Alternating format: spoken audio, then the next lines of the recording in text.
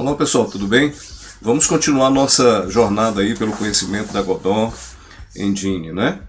Hoje a gente vai falar um pouquinho aí sobre a programação orientada a objeto, como ela se apresenta dentro da Godot, tá certo?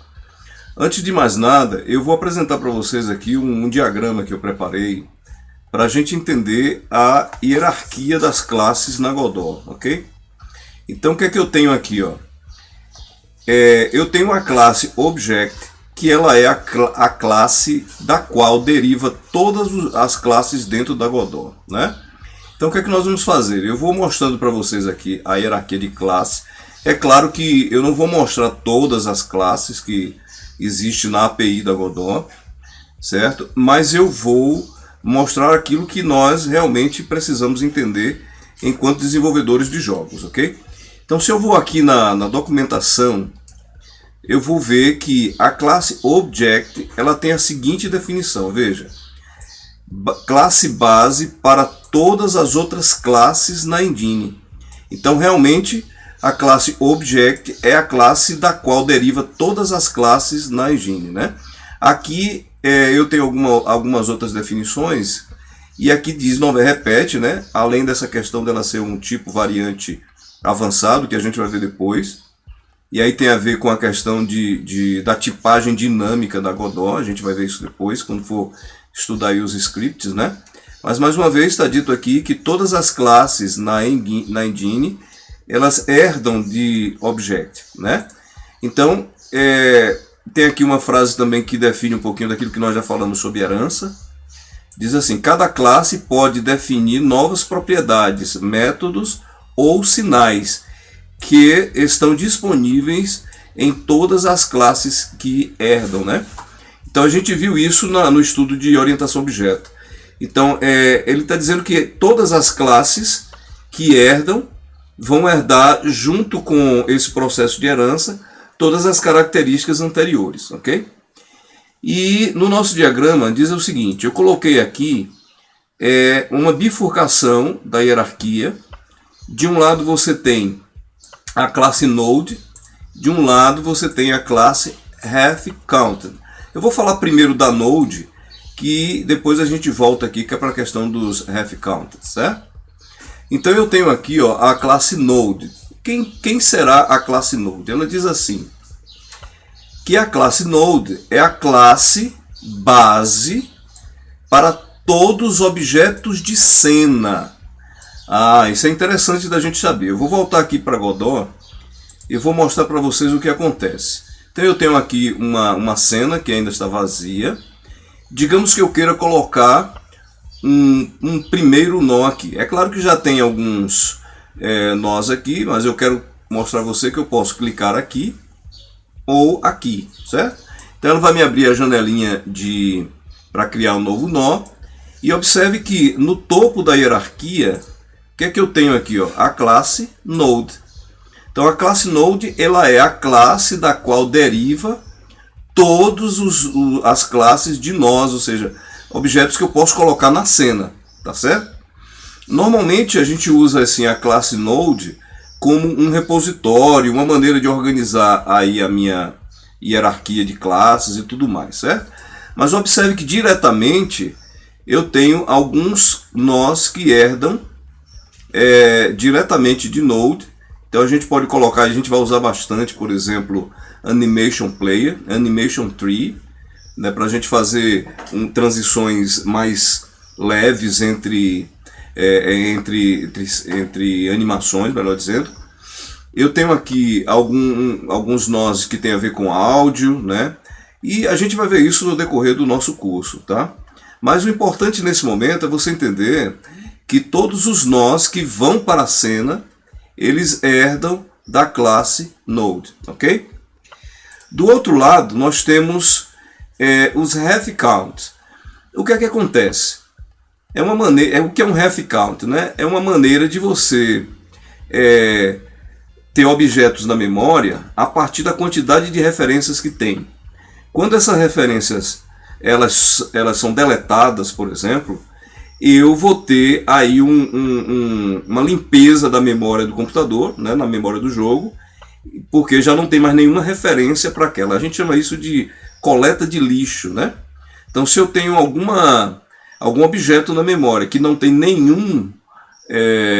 nenhuma referência para ele, e a gente viu um pouquinho sobre referência na aula passada, então esse objeto ele é um candidato a ser tirado da memória para não ocupar espaço. É uma questão de otimização, né? E como herdeira de RefCount, você tem a classe Resource. Então a gente vai ver aqui, ó, deixa eu ver aqui, RefCount. Eu tenho aqui, ó, a definição de que é a classe base para todos os nós que são capazes de contar referência, né? E aí ela diz que a classe principal aqui, ó, é a Resource, né? A Resource e muitas outras classes auxiliares herdam dessa classe. Então, um Resource é um container de dados. Vamos ver ela aqui, ó. Eu tenho aqui a descrição que é a classe básica para todos os Resources, ou seja, para todos os recursos que a gente vai utilizar dentro do desenvolvimento de game na Godot, ok? Aqui tem uma definição interessante. Ela diz assim, ó, serve primariamente como container de dados, né? Então, não é algo que você vai poder colocar na cena. Então, uma Resource, eu não coloco uma Resource na cena. Ela é utilizada por meio de composição, a gente vai ver daqui a pouco, por nós que são colocados na cena, certo? Então, nós eu coloco na cena e Resources são conteúdos de dados, são containers de dados que são usados por esses nós para construir alguma coisa. Eu vou dar um exemplo breve aqui, ó. E aí também o fato de ser referência única, aliás, ser um contador de referência. Por quê? Porque todos esses objetos que são contadores de referência, eles são instanciados apenas uma vez, né? E aí eu tenho várias referências para ele dentro do jogo. Então, por exemplo, eu vou colocar aqui, ó, vou criar dentro da minha pasta de Resource aqui eu já tenho mas eu vou criar para você.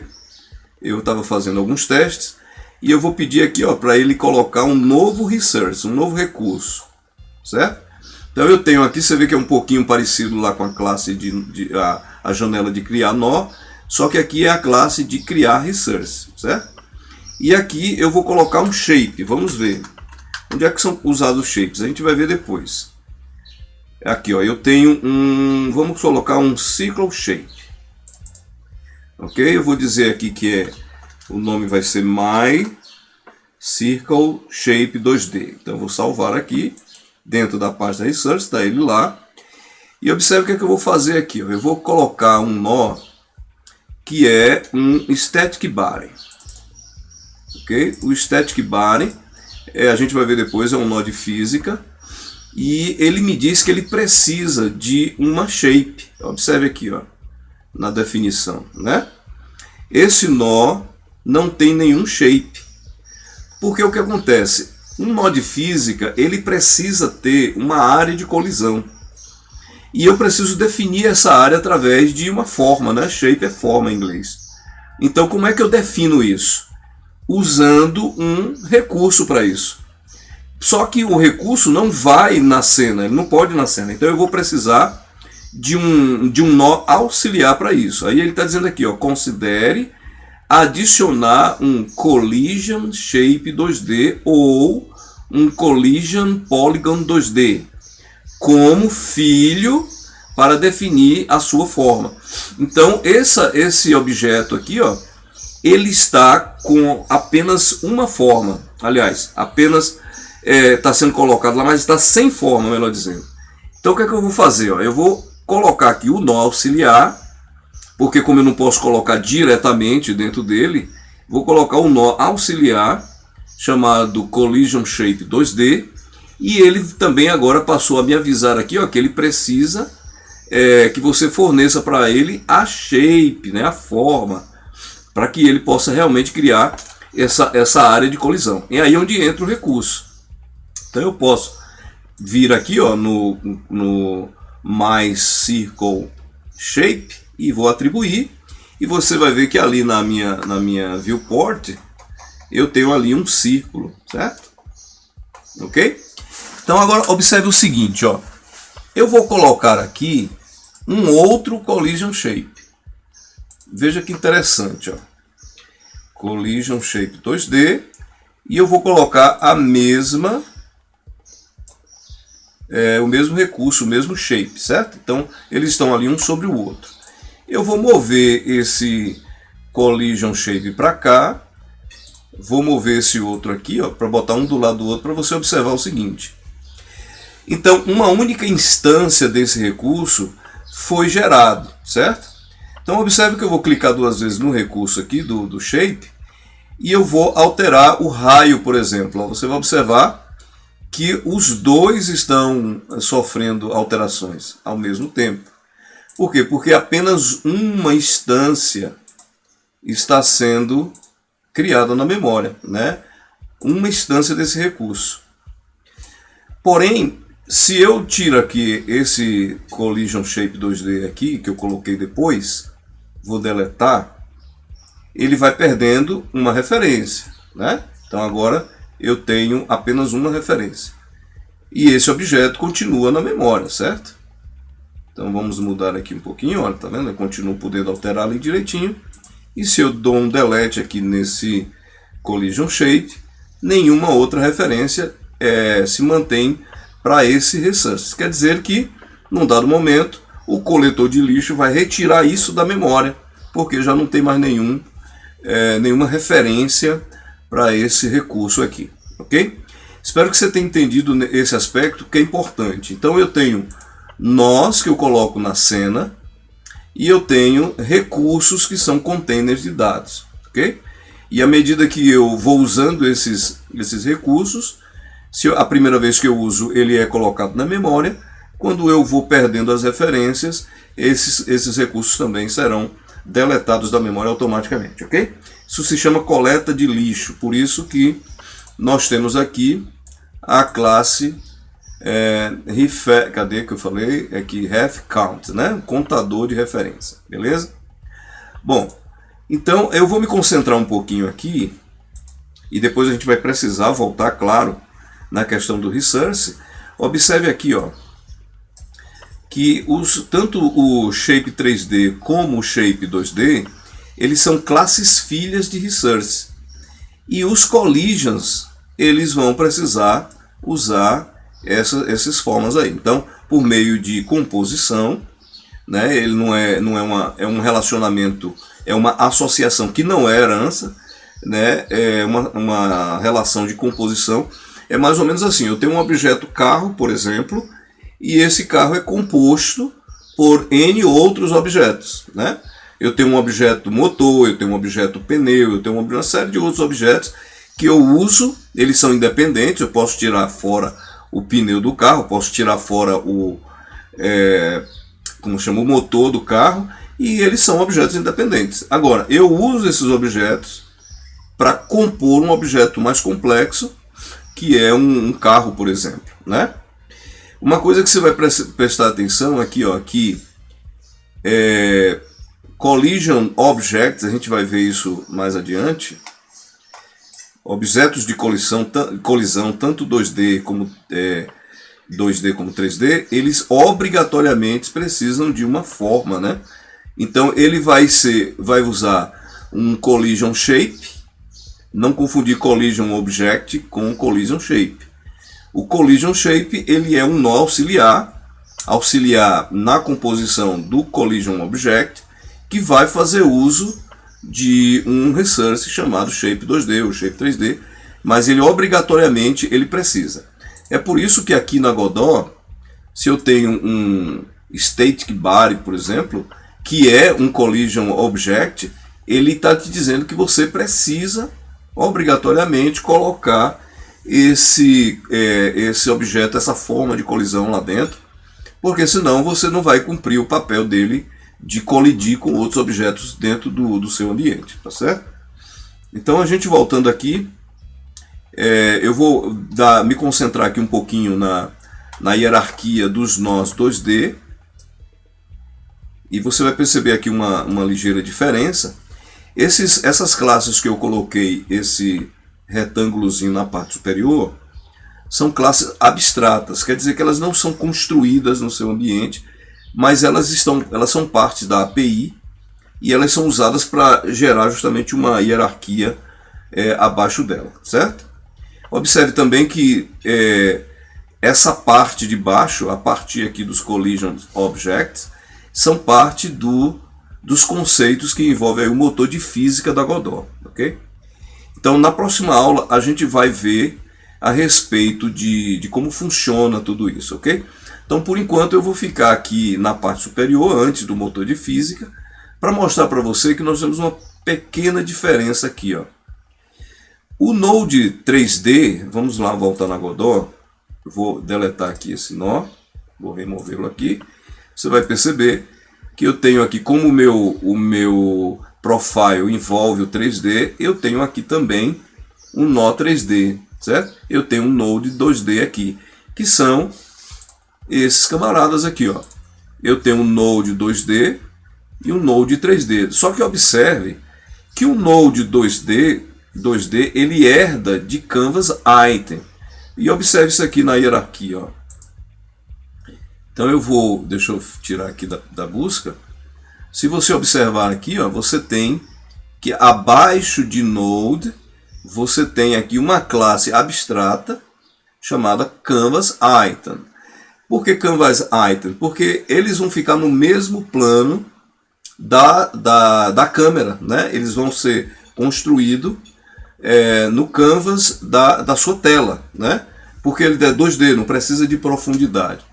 E aqui dentro você tem tanto o control, que são objetos de interface de usuário, como os nodes 2D. Aí você tem aqui uma hierarquia, e abaixo desse node você vai ter o collision aqui, mas esse node 2D ele é pai de vários tipos de nós que a gente vai usar em cena, né? Nós como Animated Sprite 2D e tantos outros que a gente vai estar usando a todo tempo, né? A gente tem um aqui, ó, o Sprite 2D, que para jogo 2D é completamente necessário, né? Tanto esse como... Aí depende da necessidade, se você tem algum tipo de animação e quer fazer isso diretamente, ou você pode usar o Sprite 2D junto com o Animation Player, ok? Mas o que nós estamos focando aqui no momento é a questão da hierarquia. E observe que Collision Object, ele é um objeto de colisão. Todos eles precisam de um tipo de forma, né, para definir a área de colisão. Porém, é uma classe abstrata. E o que quer dizer isso? Classe abstrata é uma classe conceitual. Classe abstrata é conceitual porque eu não consigo colocar ela na cena, ok?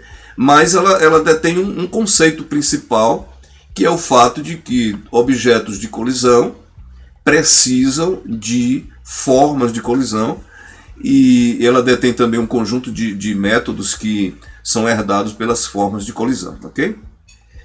Então deixa eu cancelar aqui. Se eu for, aliás, antes de cancelar, deixa eu diminuir aqui o Canvas Item, e você vê que direto de Node, eu tenho aqui o Node 3D, que serve para eu trabalhar com jogos 3D, tá certo?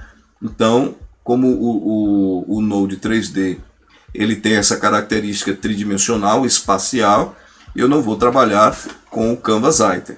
Apesar de que, é claro que nos jogos 3D eu vou ter componentes de interface de usuário que são filhos de control aqui, ok?